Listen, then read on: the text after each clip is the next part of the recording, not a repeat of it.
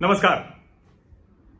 कई बार कुछ खबरें ऐसी होती हैं कि जिस पर बात करते हुए सचमुच लगता है कि इस देश में कितनी चीजें ऐसी होती रहीं जो किसी के विशेषाधिकार के नाम पर, किसी के कहें कि वो समाज का काम करते हैं, समाज सेवी हैं, तो विधायकों सांसदों ने ऐसे ऐसे काम किए हैं और चूंकि वो अपने में ही ईमानदार नहीं रहे, अपने में ही सिस्टम के लूप होल्स निकालते रहे, क्या तंत्र में कुछ ऐसा हो सकता है जिससे कि वो उसका लाभ ले सके, उस चक्कर में पड़ते रहे। और यही वजह रही कि जो मूल भ्रष्टाचार रहा, जो बड़े भ्रष्टाचार हुए, जो उसमें कहीं ना कहीं वो धीरे धीरे अपनी सुविधाओं को देखते हुए लिप्त होते चले गए। अब एक खबर है, कल ये खबर आई थी और मैंने सोचा था कि कल ही इस पर बात करूंगा, लेकिन कल रह गया। तो मुझे लगा कि आज इस खबर पर डिटेल में बातचीत होनी चाहिए और ये जानकारी भी सबको होनी चाहिए कि बरसों से एक काम चला आ रहा था और उस पर कोई रोक लगाने वाला नहीं था। सांसदों के इस बड़े भ्रष्टाचार, अब भले ही उससे वो कहेंगे कि उनको सीधे तौर पर क्या लाभ होता है, लेकिन सांसदों के द्वारा लगातार किया जा रहा ये भ्रष्टाचार, ये भले ही उनको लाभ न देता हो, लेकिन देश की व्यवस्था को नुकसान पहुंचा रहा था और सामान्य लोगों के लिए मुसीबत बन रहा था और उसकी वजह से रेलवे में भी भ्रष्टाचार हो रहा होगा।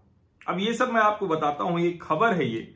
और राज्यसभा सांसदों ने राज्यसभा को उन ट्रेनों के लिए 6.5 करोड़ रुपए भुगतान करने को मजबूर किया जिस पे उन्होंने यात्रा ही नहीं की। अब आप कहेंगे कि ऐसा कैसे हो सकता है?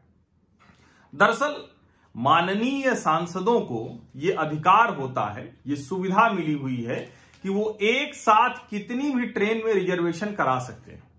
अब जब एक साथ कितनी भी ट्रेन में रिजर्वेशन करा सकते हैं तो कई बार होता है कि उनको खुद पता नहीं होता और समझ में नहीं आता कि इतने अव्यवस्थित लोग सांसद क्यों होने चाहिए, राज्यसभा सांसद क्यों होने चाहिए। लोकसभा तो चलो समझ में आता है कि उसकी जनता के बहुत दबाव होते हैं, सब कुछ है। राज्यसभा सांसद को ऐसी क्या मुश्किल होती है? लेकिन आप सोचिए कि जो कुल 7 करोड़ 80 लाख राज्यसभा ने भुगतान किया भारतीय रेलवे को, उसमें से 6 करोड़ 50 लाख रुपए का टिकट बेकार गया क्योंकि सांसदों ने कभी यात्रा की ही नहीं। आपको टिकट नहीं मिलता, आपको डायनेमिक फेयर लगता है, हमको आपको मुश्किल हो जाती है और किसी भी हाल में हमारे लिए यह बड़ा मुश्किल होता है कि हम एक साथ 2-3 ट्रेन का टिकट ले पाए, क्योंकि मिलता ही नहीं। उनको कंफर्म भी मिलता है, वो यात्रा नहीं भी करेंगे, सीट खाली भी जाएगी और उसके बाद टीटी की मर्जी है कि उस खाली सीट को बेच के भ्रष्टाचार कर ले।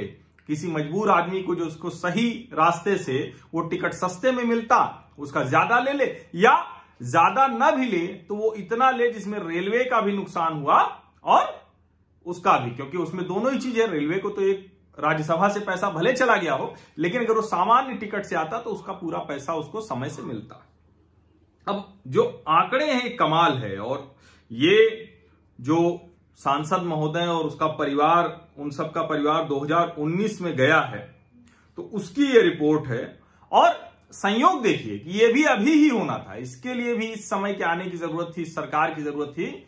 और उपराष्ट्रपति एम वेंकैया नायडू जो राज्यसभा के सभापति भी हैं, उन्होंने एक इंक्वायरी के आदेश किए और वो इंक्वायरी आई तो आप सुनेंगे ना तो आपको समझ में आएगा कि क्या क्या भ्रष्टाचार, किस तरीके का भ्रष्टाचार हो रहा था और फिर वो किसी कंपनी का, किसी अधिकारी का, किसी का भ्रष्टाचार कैसे रोक पाएंगे। एक पूर्व राज्यसभा सदस्य हैं जिन्होंने 2019 में, बाप रे बाप, 4 बुकिंग कराई है प्रतिदिन। जनवरी के 23 दिन, 2019 के जनवरी में 23 दिन, प्रतिदिन 4 बुकिंग कराई है और इसका जो बिल आया था वो 1,69,000 रुपया। अब आप सोचिए उन्होंने किया क्या उन्होंने मात्र 7 यात्राएं की, यानी 63 की बुकिंग कराई और यात्राएं कितनी की? 7। और इसीलिए कहा जाता है ना कि जब आपको कोई चीज फ्री की मिलती है, मुफ्त की मिलती है, हराम की मिलती है, तो उसका महत्व तो नहीं समझ में आता। और इस तरह के कई मामले निकल कर आए हैं और ओवरऑल जो है वो यही है कि सांसद महोदय लोग एक साथ कई टिकट अपने सहायक को बोला, यहां का भी करा दो, वहां का भी करा दो। ये भी मुझे लगता है सभी सांसदों विधायकों को अब ये नियम बन जाए कि अगर आप यात्रा नहीं करेंगे और टिकट कैंसिल समय से नहीं कराएंगे, जो कि राज्यसभा करने जा रही है, तो सभी सांसदों विधायकों से वो पैसे की वसूली की जाएगी। ये छोटी बात नहीं है और ऐसी ही छोटी छोटी बातों को नजरअंदाज करने से हम देश भर में भ्रष्टाचार को बढ़ावा दे रहे हैं। आज सुबह सुबह एक सामाजिक परिवार के साथी का फोन आया। उन्होंने कहा कि सेंधवा बॉर्डर पर रोज हमसे 2,500 रुपया ट्रक के आने जाने के लिया जा सकता है, आपका कुछ जुगाड़ है, कुछ हो सकता है क्या? मैंने कहा भाई, जब आपके ऊपर आया तो ये भ्रष्टाचार निजी जीवन से, मतलब उनको मैं बुरा नहीं कह रहा हूं, लेकिन होता यही कि अगर उनका ट्रक निकल जाता, उनका जुगाड़ लग जाए, तो शायद उनको भ्रष्टाचार नहीं लगेगा। ये हम सबके जीवन के है, मेरे भी जीवन के है, आपके भी जीवन की है। और इसीलिए जनप्रतिनिधियों के ऊपर इस तरह की पाबंदी बहुत जरूरी है, ये रोक बहुत जरूरी है। ये बहुत अच्छा काम वेंकैया नायडू जी ने किया है। हम उम्मीद करते हैं कि सभी सांसद और देश की सभी जो विधानसभाओं में विधायक हैं, उनके ऊपर ये लागू करना पड़ेगा। ऑडिट कराइए, और जो ट्रेन यात्रा वो नहीं कर रहे हैं, अगर उनका समय से उन्होंने कैंसिलेशन नहीं कराया, क्योंकि एक सीट वो बर्बाद कर रहे हैं, रेलवे में भ्रष्टाचार को बढ़ावा दे रहे हैं, और आखिर में तो सरकार के ट्रेजरी से ही वो पैसा जा रहा है। इस तरह की बातें, इस तरह की चर्चा में अगर आपकी रुचि लगती है, दिन भर की मारामारी के अलावा भी इस तरह की बात आप सुनना चाहते हैं, तो आप मेरे YouTube चैनल को सब्सक्राइब कर लीजिए, नोटिफिकेशन वाली घंटी दबा दीजिए, और अपना ख्याल रखिए। गर्मी भी बहुत है और चाइनीज वायरस का कहर भी बहुत है। दोनों से बस खुद सुरक्षित रखिए, खुद ध्यान रखिए, सब ठीक हो जाएगा। बहुत बहुत शुक्रिया, धन्यवाद।